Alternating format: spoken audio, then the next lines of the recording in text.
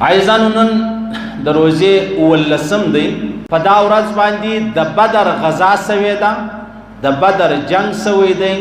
د اسلام یو لوی فتح چې د هغه راغلی ده پر هغه باندې هم څه ویل چې دی هغه غواړم بدر چې دی هغه دویم سنه هجري وه پیغمبر علیه الصلاة والسلام چې کله د مکې څخه مدینې لره رالی نو هلته کافرانو ډېرې ستړی کړی وو لمانځه ته به هم نه پرېښوئ لمانځه ته ښکاره بې لمونځ هم نه کوئ چې د دنیا یوه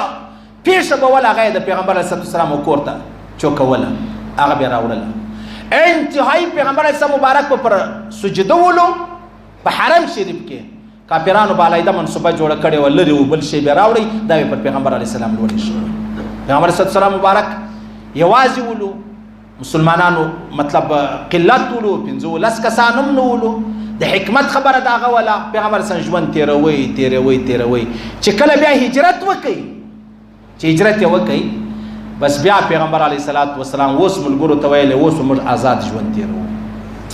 جهاد چې دی عزیزانو پیغمبر علیه الصلاة والسلام فرمایي واعلموا ان الجنة تحت ظلال السيوف الله رسول فرمایي تاسو یقین وکئ د بخاري حدیث دی ان الجنة دا جنت د تورو تر سایو لاندې دی پیغمبر اسلام مبارک چې وفات شو تورې پاته سولې تورې جنگي شان یې پاته سولو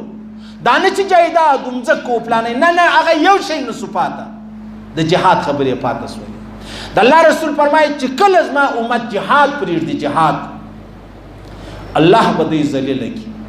چې کله زما امت راولاړ شي د غویانو په شا پسې شي مځکې و کشت و کروندې کوي الله بیا ذلیله کړي او چې کله د اسانو په شا پسې سلو اسان ولو صحیح سلو جنگي شان چې کم دی د الله رسول فرمایي دی به ذلیله کېږي نه ناکامه کېږي بیا علما فرمایي ګوره موږ خیراتونه د ملکو څخه غواړو دا اوس ویکسین چې کم دی دغه د کرونا هغه موږ خپل نه لرو په خیرات کې غواړو موږ په قرض باندې ګزاره ده د الله رسول فرمایي بهترین خوراک چې دی بهترین هغه د غنیمت شی دی سړی غنیمت دا بدر چې دی عزیزانو دا د مدینه شریف څخه یو سل 10 کیلومتره اتیا میله چې دی هغه لرې دی بیا د بدرو د مدینه شریف د مکې مدینه او د بدر بیا د هغه رقم د شام او د یمن تقریبا دا داسې وبوله لکه هغه مرکز یې وبوله جنکشن یې وبوله پر 10 کیلومتره باندې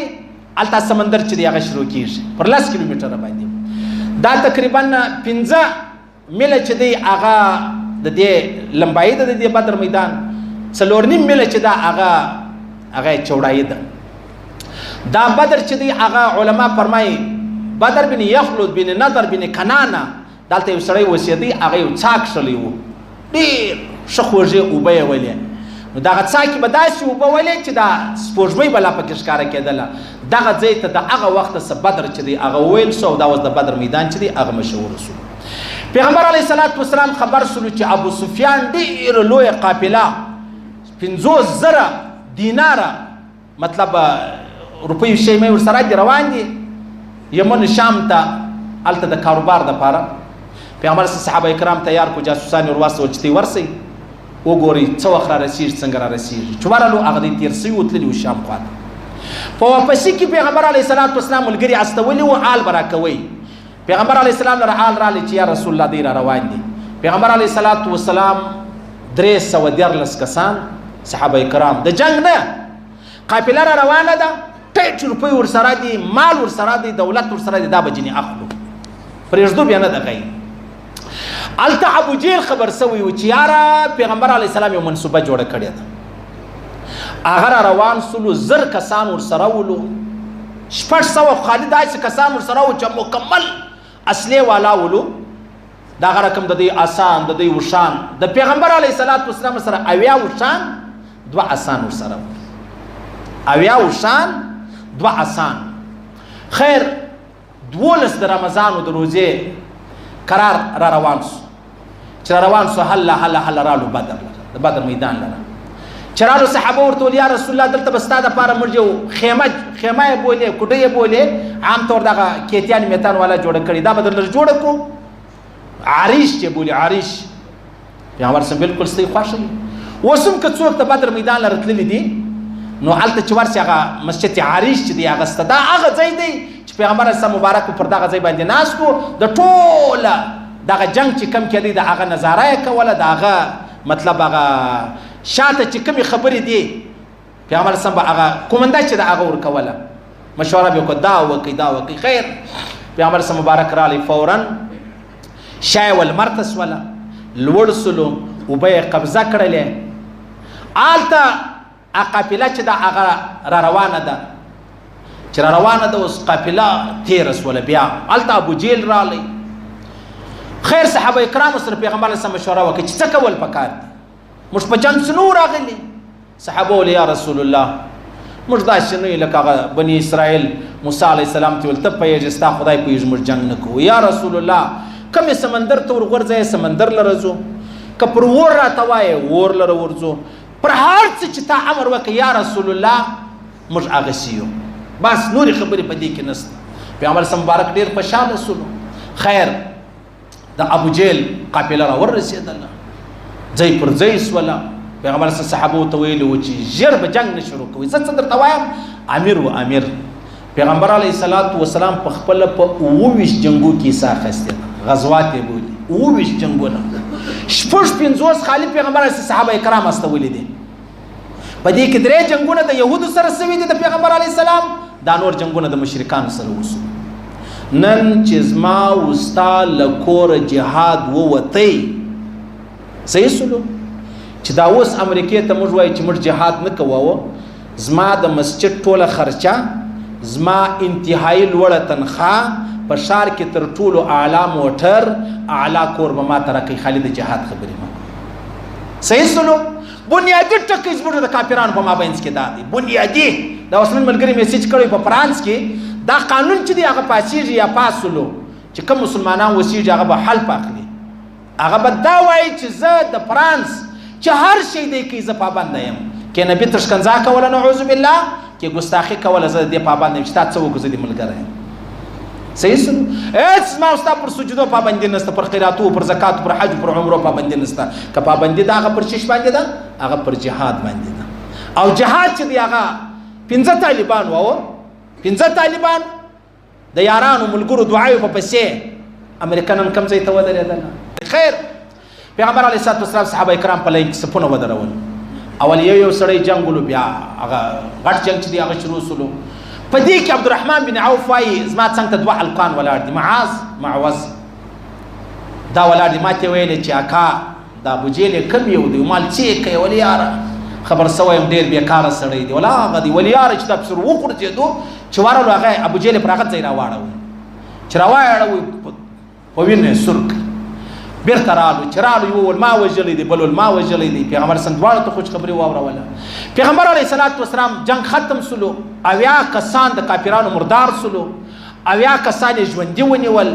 او 14 صحابه کرام شهیدان سو عمر ابن ابي الوقاص رضی الله عنه د 14 کالو ځوانو په زور را روان سول یا رسول الله زه خامخا در سره زما هم شهید سلو